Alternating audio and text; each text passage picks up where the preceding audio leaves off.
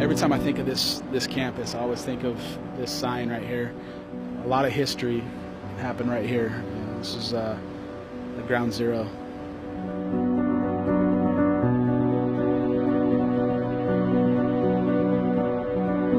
Every time I hear of an active shooter, whether it's at a hospital or at a church or at a school, every time it brings me back to Cleveland School. It brings me back to January 17th, 1989.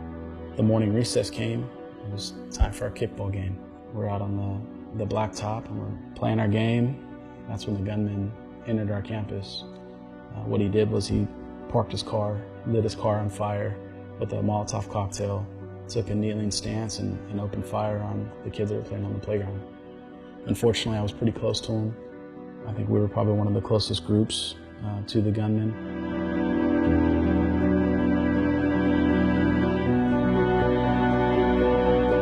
My friend Scotty, my best friend at the time, and we're sitting Indian style, and I tell him, I said, Scotty, I said, look at my shoe. I'm bleeding. And he said, you know, Robbie, look at my leg. And he pulls up his pant leg, and he had an extremely large hole in his thigh. You could see clean through it. This is where he walked in. This gate wasn't here. This gate used to just be, it was just a pole and a pole. And he was able to walk onto our campus and get access to the school. The boy that was killed, he was just a matter of feet from me. Before I got to the handball wall, my feet were swept out from under me.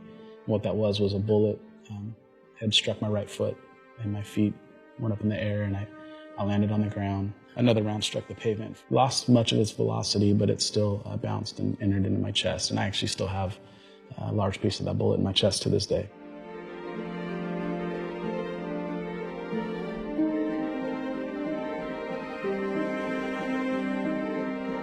Crazy that it's been 30 years, and a lot of these houses look very similar.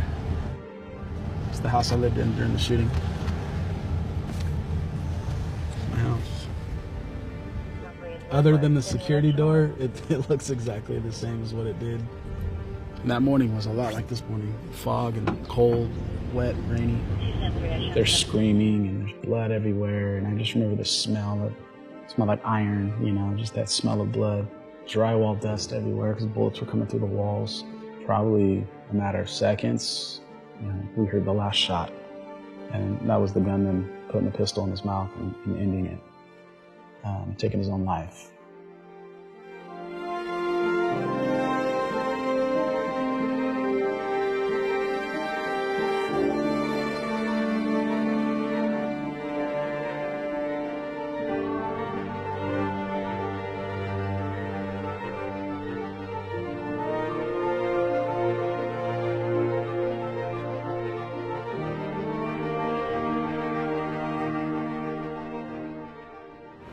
This is where they set up all the triage, and they sat all the students down and worked on us basically before they transported us to the hospital.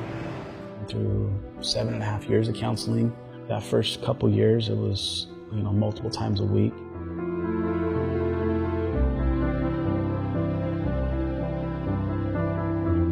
I actually got to start my career with this department as a rookie police officer.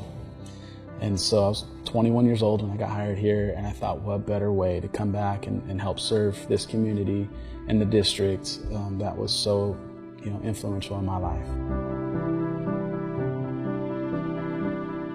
I knew even as a young child that this shouldn't have happened. This doesn't happen. This isn't the norm.